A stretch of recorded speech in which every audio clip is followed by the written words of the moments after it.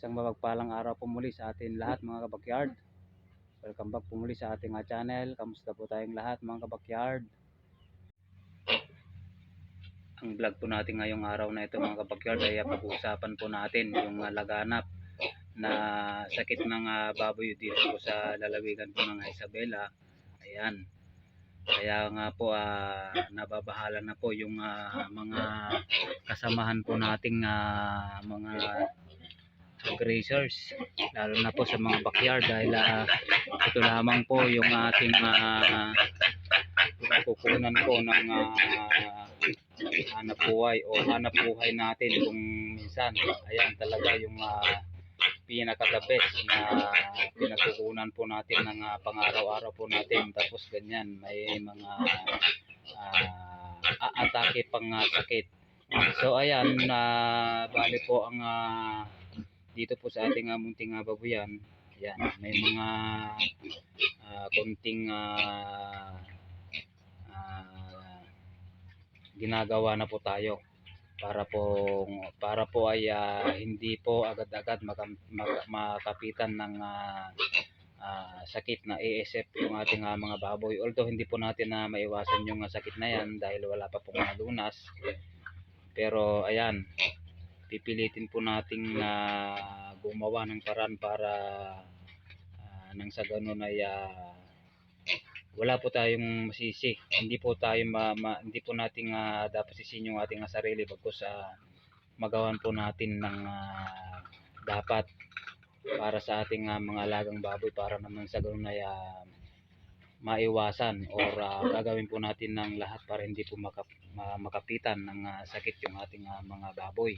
So ang ginagawa po natin dito is nagdi-disinfect po tayo. Ayan, lalo na tuwing hapon. Dahil ang hapon ay yan po yung mga oras na yung mga insekto ay gagawin na sa kanilang mga lungga. Ayan, katulad ng mga langaw, mga lamok, ganyan. So pwede po nating applyan yan ng mga pang-insekto at ang ginagamit po natin dito ay yung krudo. Yan, yung krudo ang pinaka-the best na pwede nating i-spray o ipahid natin sa kanilang katawan or dito po sa palibot po ng ating munting babuyan nang sa ganun ay hindi po dadapo yung mga langaw dahil isa rin pong carrier ng virus yung langaw. So ayan, yung mga sasakyan din po na nagdadala ng mga langaw minsan dahil dyan po sila dumadapo sa mga sasakyan, papasama po dito hanggang sa naiwan na po dito sa ating lugar. So pwede po nating isprayhan po yan ng krudo. At siyempre mag-disinfect tayo lagi. Gagamit po tayo ng Clorox with powder. Ayan, pwede po natin gawing regular yung pagdi-disinfect po natin ng Sunrox at samahan na rin po natin ng powder. Ayan, bali ihalinhin po natin yung krudo para nang sa ganun ay hindi po dadapo yung mga langaw po dito sa ating munting babuyan.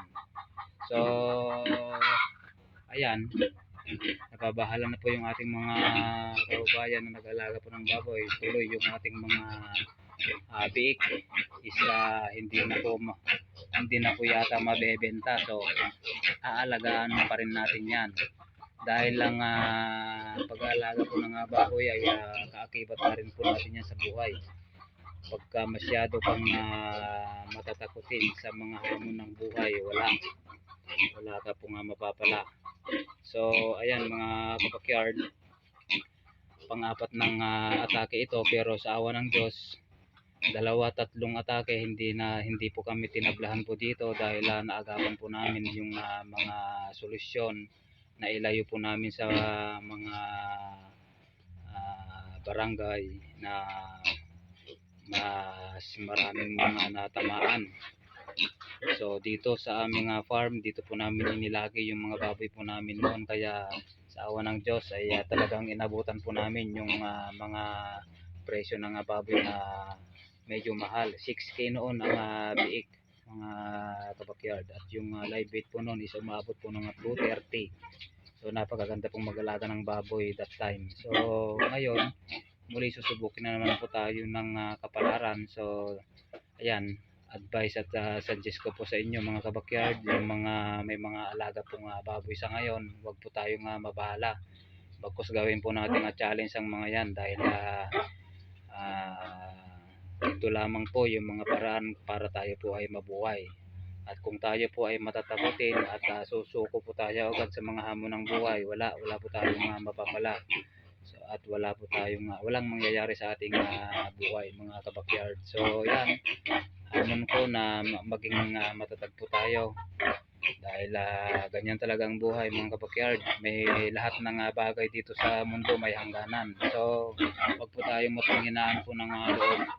Ito nga mga kabakyard daw, buntis. At ito, maglalanti na sana, hindi naman natin ito pwedeng pabulugan at pasumpitan, dahil hindi po natin alam kung yung pagkukuhanan po ng similya po ng barako ay may mga sakit na ng baboy doon banda sa kanila. So ganyan na lang muna yung ating mga alaga mga kabakyard. At least iwas muna tayo sa mga pwedeng mapagmulan ng sakit, dahil hindi naman sa kasindabi po sa mga technician po natin. Ayan, ang mga technician po kasi is ayan, talagang ano yan, kumbaga may mga rota yan, nagrorota ang mga yan. So hindi po natin alam kung mamaya madaanan po nila yung bayan o lugar na may mga tama o kaso na ng ASF, ay talagang kung minsan is sila yung magdadala ng panganib dito sa ating mga alagang baboy. So ganyan na lang muna. Mas maganda po yung mag-iingat na lang po muna tayo. Total yung baboy natin is andyan lang. Pag sinuwerte po tayo at mawala po ulit yung kumbaga magiging normal po ulit yung pagbababoy, yung kumbaga wala na po yung sakit, ayan, dyan na naman po tayo babawi. So gagaya ng sabi ko noon, ayan, nagkakuryentihan na, nagkahukayan na ng mga alaga po nilang mga baboy, pero tayo dito sa ating baboyan is andito pa rin sila. So ayan, naka-reserve na po yung gagawin po nating inahin po dito, at yun po sana yung mga pangbenta. At ayan, nakapag ano na rin po tayo ng gagawin po nating bulog kung sakali. So sa mga ganitong sakuna mga kabakyard, much better talaga na may mga sarili na po tayong bulog. Ayan, para dito na yung ating mga inahin na maglalandi is yung bulog na lang po natin ang sasampa. Ganon. So much better talaga na magkaroon po tayo ng sarili na nating bulog pagka ganitong mga sakuna, may mga ganitong panahon mga kabakyard.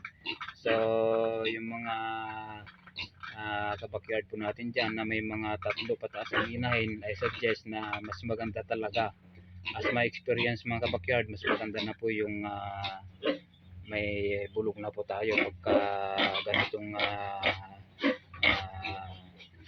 may mga sakit o maatake po yung mga sakit po ng baboy. So ayan, talagang danas na po natin yung hirap pagka ganitong andyan yung mga sakuna na umaatake, yung ASF nga mga backyard.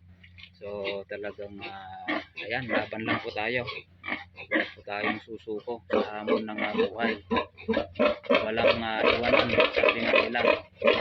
Yan, diba 30 second, walang iwanan. Kaya wala daw iwanan mga kabakyard.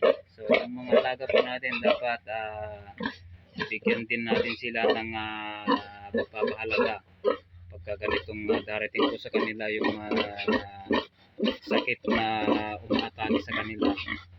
Yan, bigyan natin ng pansin mga kabakyard. So ayan mga kabakyard, hanggang dito na lamang po muna ang ating vlog. Magiging masino po tayo, mag regular disinfect po tayo mga kabakyard para iwas tayo sa mga sakit po ng ating mga alaga. Ayan. Although hindi po natin kayang iwasan yan, pero ayan, try and try para bandang uli wala pong masisisi kumbaga. At least ginawa po natin yung dapat sa ating mga alaga. So ayan mga kabakyard, thank you so much po sa inyong lahat. Kung nagustuhan niyo pong ating vlog ngayong araw na ito, at pag hindi ka pa po nakapag-subscribe, mag-subscribe ka na kaibigan mga kabakyard, para dito sama-sama po tayo sa pag-aalaga po ng mga baboy, at sharing po tayo patungkol po dito sa ating pag-aalaga po ng ating mga baboy. So ayan mga kabakyard, thank you so much po sa inyong lahat. So ayan mga kabakyard, hanggang sa muli, maraming salamat po sa inyong lahat. Ingat po tayong lahat. God bless you all mga kabakyard. Thank you so much for watching.